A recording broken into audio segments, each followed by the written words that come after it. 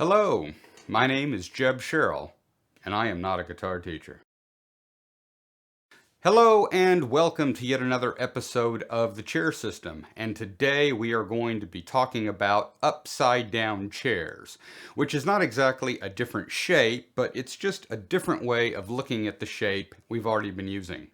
Now, the reason I'm doing this video now instead of later is because I ran into a video by David Williman, and if you guys don't watch David, he is an absolutely amazing guitarist and a great guitar teacher, and he teaches improvisation and sort of how to tell your own musical story. That's his big thing, is the musical story, and he's really good at it.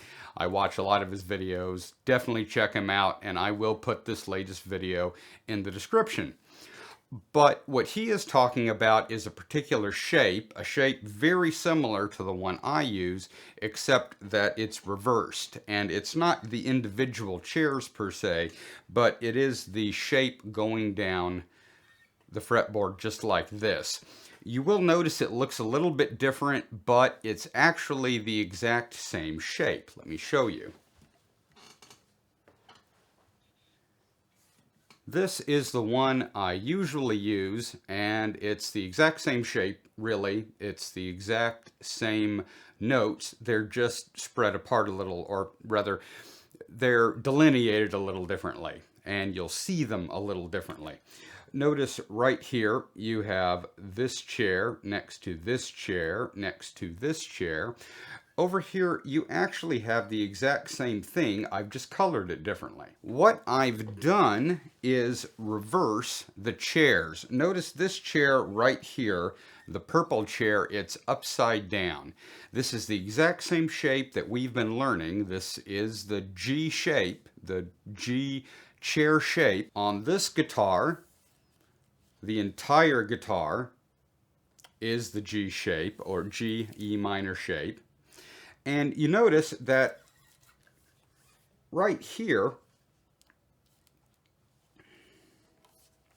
this looks identical to what you've been seeing. It starts here on the low E.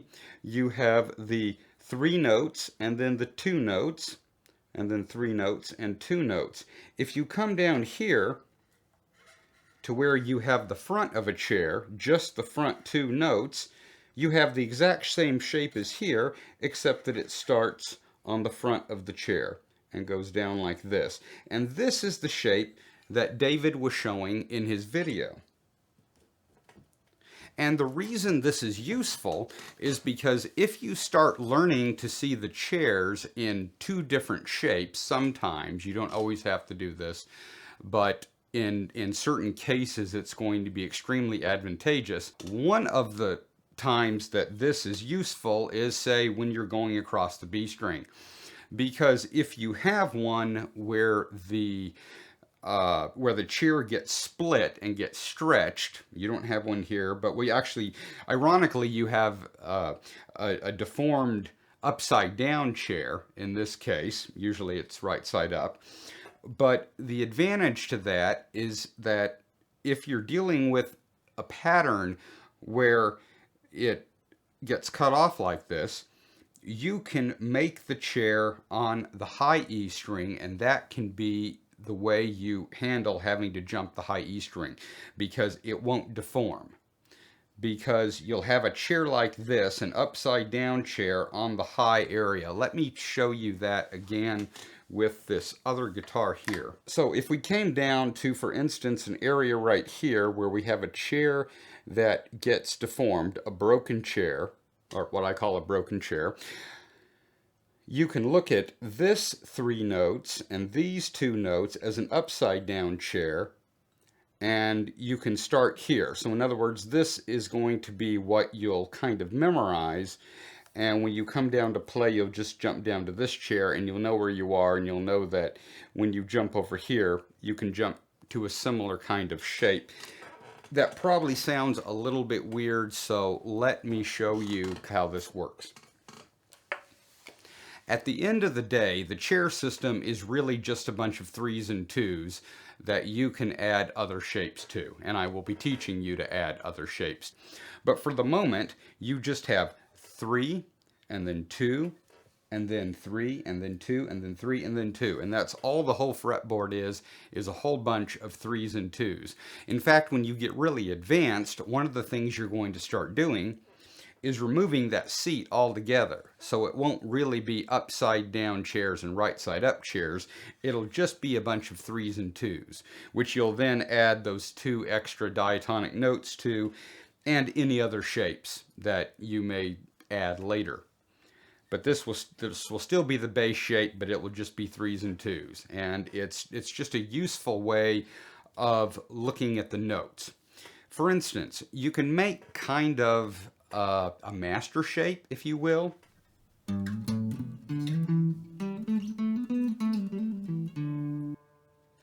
By using these 3 notes, these 2 notes, and these 3 notes. So you've got 3, 2, and 3, and you see it as a chunk shape. You see this whole thing as a shape. And if you're playing in major,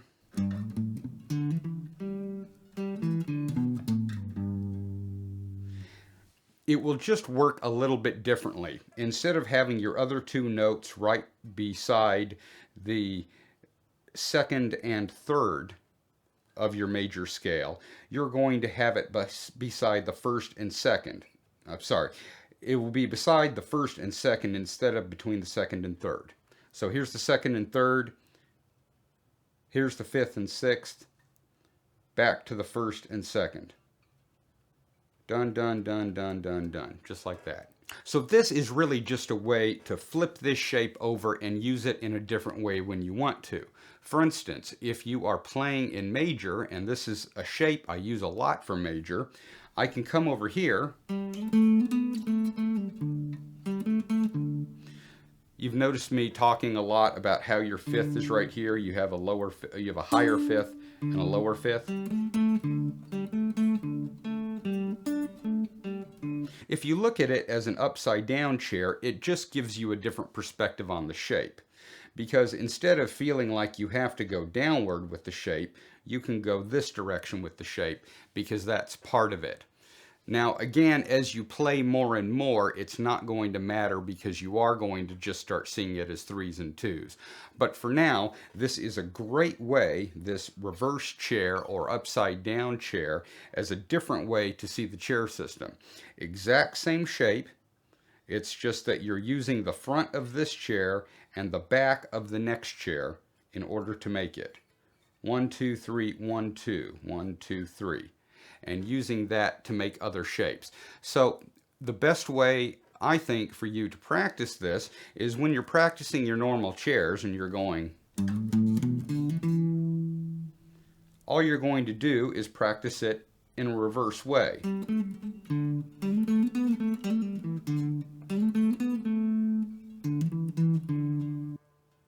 Instead of playing along this shape, you'll play along this shape. And what will happen in time is those shapes will just bleed into each other, the right side up chairs and the upside down chairs, because all they are is a different way of looking at the intervals.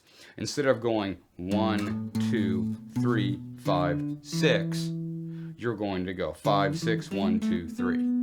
That's all. So all you need to do is practice your regular chairs, flip them over. By the way, before I forget, please do hit like and subscribe. It really does help this channel. And hopefully this will give you more to practice in the future, going up and down the fretboard like we have before, making chairs and then just reversing them, and making upside down chairs. And you'll just start seeing the fretboard in both ways, the upside down chair and the right side up chair. Hopefully that helps. I will see you on the next one.